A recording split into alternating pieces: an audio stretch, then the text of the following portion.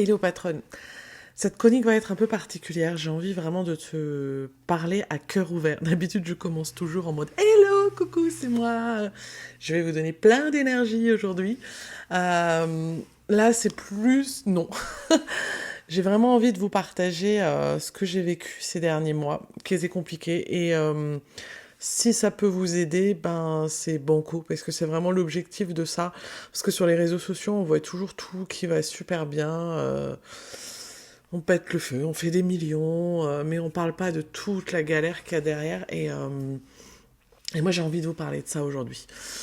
Euh, donc voilà, donc, si tu me découvres, je suis Caroline Beck, je suis donc mentor de marque et stratège depuis plus de 20 ans, donc presque 20 ans que je navigue dans les eaux tumultueuses de l'entrepreneuriat à la tête de mon agence de com. À l'époque, j'ai créé des images de marque, j'ai bâti des sites web, j'ai orchestré des événements, j'ai donné vie à des festivals, enfin j'ai fait des trucs de fou en fait si tu connais mon parcours, et c'était vraiment une aventure riche, intense et qui m'a énormément appris.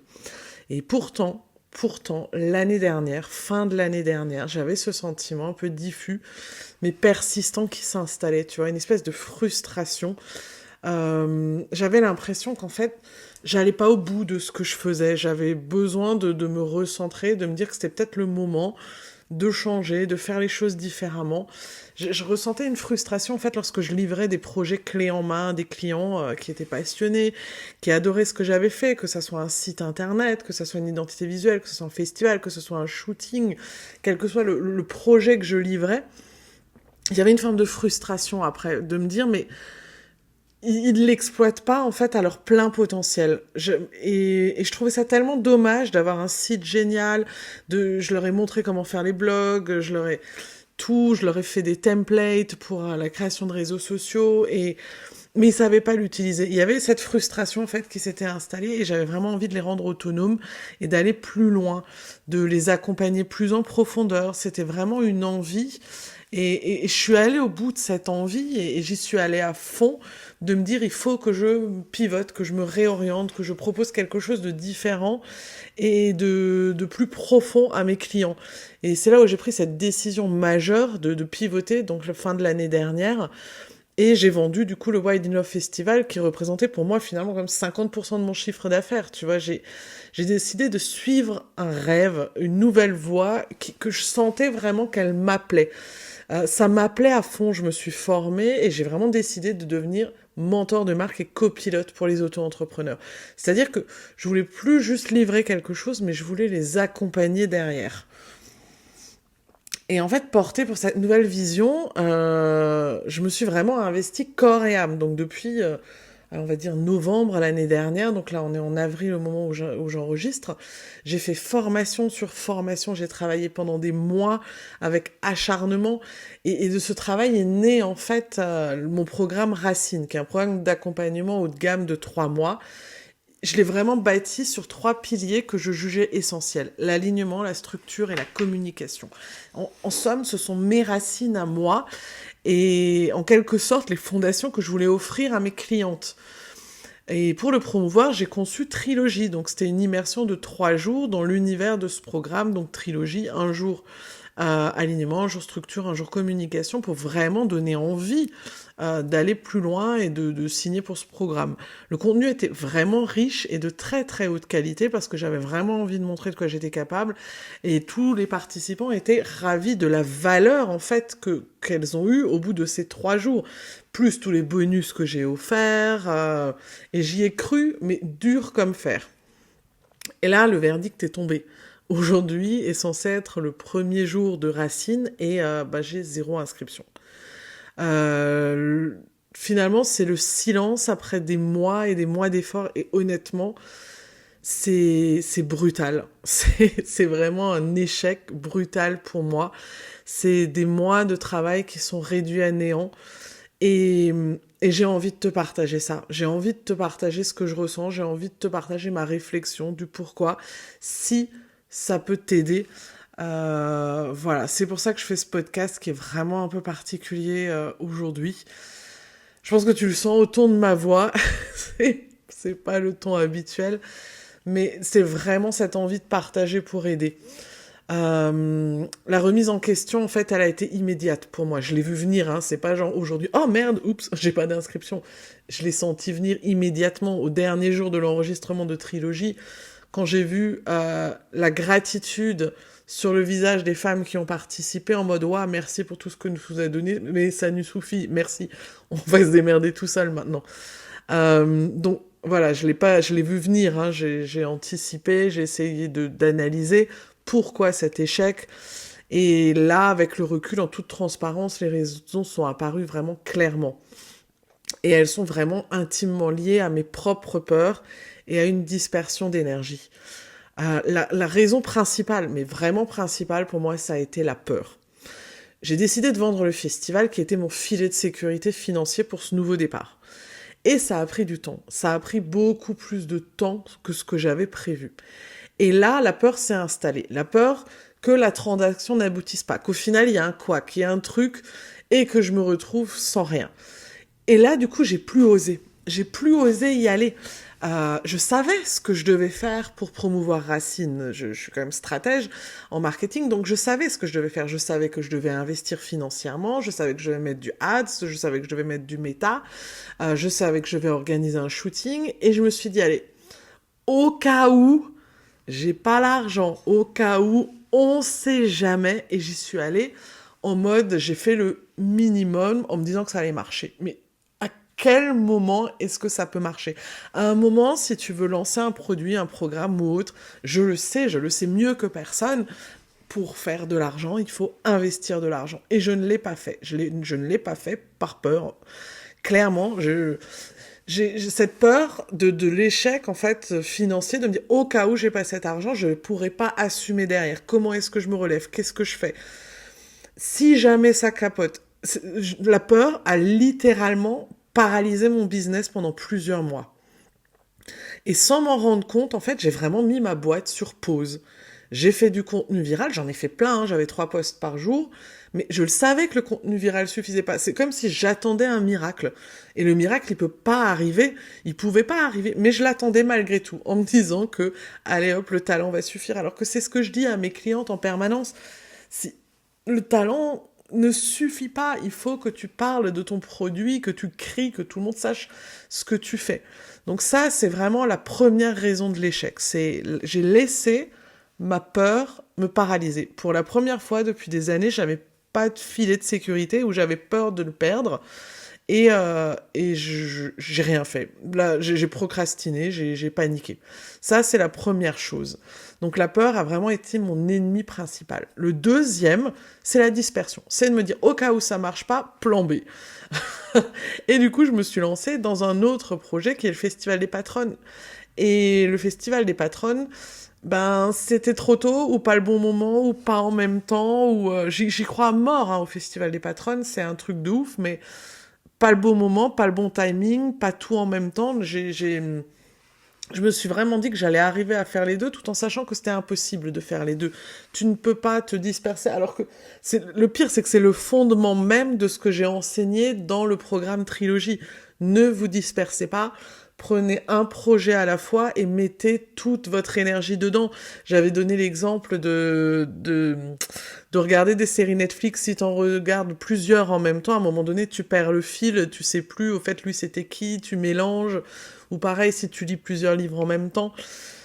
Donc, en gros, j'ai fait tout ce que j'enseigne de ne pas faire. Je me suis laissée paralyser par la peur et je me suis dispersée.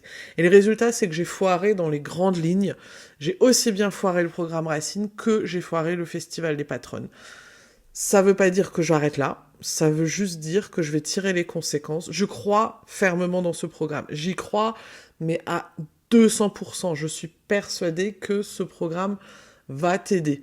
Ça veut pas dire que je l'abandonne, ça veut juste dire que il faut que je me pose là maintenant et que je réfléchisse à comment le faire différemment. J'ai foiré le Festival des Patronnes, pareil. J'y crois à 200%, je suis sûre. Là maintenant, il faut que je décide où je vais mettre mon énergie. Et le plus dur à accepter, en fait, c'est vraiment là, c'est cette impression que mes 20 ans d'expérience, de stratégie, de marketing, de gestion de projet, en fait, n'ont servi à rien face à la puissance de la peur. Et je pensais sincèrement avoir surmonté ces blocages, d'être passé à autre chose. Et la peur de l'échec m'a rappelé brutalement que la vulnérabilité fait partie du chemin. Et ça me fait toujours rire de dire ce truc de... On dit que le cordonnier est le plus mal chaussé, mais même à ce stade-là, quoi. Je me dis, meuf, t'es en train d'expliquer à tes élèves ce qu'elles ne doivent pas faire, ce qui va les envoyer droit dans le mur, et t'es en train de le faire. Mais pourquoi? Et là, en fait, je suis vraiment sur le moment de... Faut réfléchir, faut que je m'arrête, faut que je réfléchisse, faut que je prenne du temps pour moi, pour vraiment tirer les conclusions à fond de cet échec-là, et de mener une réflexion. Et j'ai fait cet exercice ces derniers jours, que je propose aussi à mes élèves de la page blanche. Genre, si tu devais créer ton entreprise aujourd'hui, qu'est-ce que tu ferais? Imagine, tu pars d'une page blanche, il n'y a pas d'historique, il n'y a rien du tout. Tu commences là, aujourd'hui. Et du coup, aujourd'hui, pour moi, la situation, elle a changé. Parce que déjà, l'argent de la vente du festival, je l'ai. J'ai devant moi, quand même, quelques mois de sécurité financière et une vraie bouffée d'oxygène pour ça. Et en fait, j'ai décidé de saisir cette opportunité unique, qui est quand même exceptionnelle dans la vie d'une entrepreneuse, de se dire, je prends quelques semaines, peut-être même quelques mois, juste pour faire le point et pour tout remettre à plat, pour recréer mon entreprise de zéro. Je choisis vraiment de voir cet échec, non pas comme une fin, mais comme la fin d'un chemin, la fin d'un cycle. Peut-être que faire ce pivot n'était pas la solution. Peut-être que le pivot était trop radical. Peut-être que j'ai trop vite tourné le dos à mon rôle de directrice artistique. Il y a plein de questions aujourd'hui auxquelles j'ai pas de réponse. Mais pour moi, c'est vraiment une invitation douloureuse à tirer les leçons et à me réaligner encore plus profondément avec qui je suis et avec ce que je veux vraiment apporter au monde. C'est vraiment le moment pour moi, là, de me dire que je recommence et j'ouvre une nouvelle page blanche. Et dans cette introspection profonde, il y a une forme d'évidence qui a émergé. Et j'ai envie de t'en parler aujourd'hui parce que j'ai envie d'avoir ton avis. J'ai envie de ne pas refaire les erreurs du passé en me disant « Ah tiens, ça serait un bon produit. Oh tiens, ça va peut-être plaire. » Je veux pas faire cette erreur et je veux te poser la question directement. Qu'est-ce que tu penses de cette évidence qui est en train d'émerger en moi? En fait, cette évidence, c'est mon amour profond pour les mots et pour l'écriture. C'est une passion que j'ai depuis longtemps, mais que je n'ai jamais vraiment explorée. Et c'est une passion que je veux désormais combiner en fait à mon expertise de 20 ans dans la création de marques et de direction artistique. J'ai envie de travailler sur de nouvelles offres qui sont plus alignées et beaucoup plus ciblées. Je veux vraiment prendre ce temps pour explorer, pour affiner ma vision pour moi, mais aussi pour vous, les femmes entrepreneurs que j'ai vraiment à cœur d'accompagner, d'aider dans la création de marques personnelles. Donc, voici ma réflexion. Et j'ai vraiment envie d'avoir ton retour, mais en toute sincérité et authenticité. Si c'est de la merde, j'ai envie que tu me dises que c'est de la merde. J'ai envie de me positionner comme alchimiste de marque personnelle. Pourquoi l'alchimie? Parce que l'alchimie est le mélange de plusieurs choses qui donnent de l'or finalement. Et pour moi, ce mélange, c'est la stratégie, les mots, l'image pour les solopreneurs créatifs et spirituels qui veulent assumer leur rayonnement. En gros, ma philosophie ou mon à-propos en gestation serait oublier les stratégies marketing copier-coller et les jargons corporate qui sonnent creux. Après 20 ans à naviguer dans l'univers de la communication et de la direction artistique, j'ai choisi mon camp, celui de l'authenticité radicale et de l'impact sur mesure. Je suis Caroline Beck, votre alchimiste de marque personnelle. Ma mission, c'est d'aider les femmes solopreneurs comme vous, créatrices, inspirées, thérapeutes connectées ou coachs visionnaires de plus de 40 ans, à traduire leur essence unique en une présence magnétique et cohérente. Ça, c'est mon texte, ma présentation, celle à laquelle je réfléchis. En gros, fini de jongler entre la stratège, la formatrice, la mentor, la coach, la copywriter, la directrice artistique, la community manager. Je réunis toutes ces casquettes fortes de mon expérience pour orchestrer votre propre signature authentique. Et je souhaite l'axer autour de 3 choses. La stratégie, que je vois un peu comme votre âme. Donc c'est plonger au cœur de votre pourquoi, de vos valeurs, de votre vision, pour définir un positionnement unique avec une feuille de route claire. Pas de blabla, machin, mais vraiment du concret de la lignée. Le 3e, ce serait les mots. Donc la voix, votre voix. Donc comme j'adore écrire et que je manie les mots pour créer des contenus, des sites web, des articles, des fiches Google, du SEO, des posts LinkedIn, Insta, Facebook, qui captent votre voix unique, racontent votre histoire et attirent naturellement vos clients idéaux. Et mon secret, c'est vraiment ma plume humaine, parce que j'écris depuis des années, mais augmentée par l'IA. J'utilise l'intelligence artificielle pour l'efficacité et l'optimisation. Mais c'est mon expertise et ma sensibilité qui donnent vie et âme à votre texte. Et enfin, votre image, votre marque personnelle. Et là, c'est mon œil de directrice artistique qui va traduire votre essence et votre identité visuelle cohérente et inspirante. Et je vais vous guider vraiment pour créer et choisir des visuels, couleurs, typos, photos, des graphismes qui incarnent votre marque et captivent votre audience. En gros, là, c'est vraiment quelque chose que j'ai envie d'aller vers ça, d'aller vers des offres qui vont vraiment vous permettre de savoir où vous êtes, où vous voulez aller et vous aider. Donc, je suis en train de réfléchir à des suites d'offres, que ça soit en accompagnement flash, en mensuel ou autre. Le gang des patrons, lui, reste. Hein. Si jamais tu te poses la question, le gang des patrons, lui, ça change pas, il restera là. Mais j'ai envie d'avoir cette approche anticonformiste, parce que je crois vraiment que votre plus grande force réside vraiment dans votre singularité et d'aller encore plus loin là-dedans. Donc vraiment de me repositionner, d'arrêter de dire que je suis une mentor, je suis une copilote, je suis une directrice artistique, je suis copywriter, je suis graphiste. Non, c'est de ce terme d'alchimie en fait. Je suis alchimiste de marque personnelle. Et la question c'est, est-ce que ça vous parle ? Voilà où j'en suis aujourd'hui, en pleine transition, en plein réalignement. Cet échec avec Racine a été vraiment un catalyseur puissant qui me pousse à plus d'authenticité et de clarté. J'ai l'habitude de toujours vous dire que tout va bien et pas de dire quand ça va pas. Ça m'est déjà arrivé de pleurer avant un coaching et de faire le coaching comme si de rien n'était. Et les nanas derrière me disent « Waouh, super, Caro, t'es inspirante ».